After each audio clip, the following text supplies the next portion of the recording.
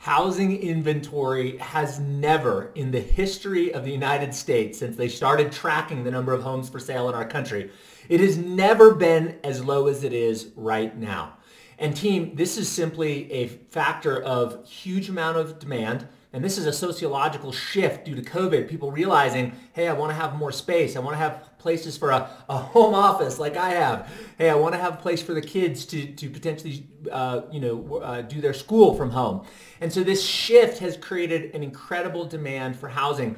And this comes on the heels of a 10-year period from 2010 through 2020 where we saw the number of new homes being built on about half, about 50% of what they have been historically going back over the last 30 years. So we have a real lack of supply and a real surplus of demand. And when those two things collide, two things are going to happen. Number one, we're going to have very low inventory, and that's going to cause a competition. And number two, housing prices are going to go up like mad. In fact, in most counties in Utah, we've seen 10% double-digit appreciation rates, and the nationwide appreciation rates are, between 6 and 7%.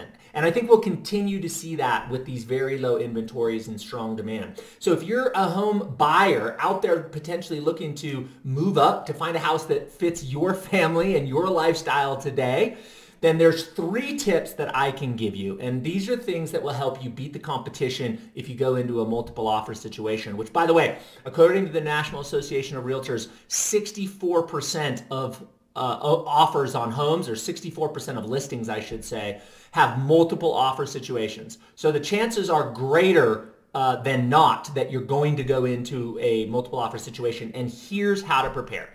Number one, you want to be more approved for your financing than anybody else. A pre-approval letter that you get in 5 minutes off a mobile app is not enough to get you to the closing table fast enough. So you want to go through what's called a credit and income underwrite. That's where we gather all of your information, your assets, your income, anything related to credit, and we put it in front of an underwriter and they stamp it approved. You now have the blessing of approval from an underwriter, and then once you get your house under contract, all we have to do is the appraisal, the title work, the disclosures, and we can move very, very quickly. So number one, pre-approval is not enough. You need a credit and income underwriting approval if you want to be competitive in this market. Number two, you need to close faster than anybody else.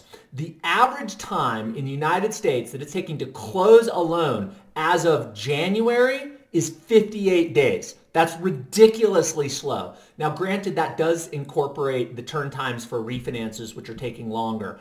But you want to be able to close in a matter of a couple of weeks. If you can't close in 2 to 3 weeks, you're simply not going to be competitive and you're going to get beat by the other offers.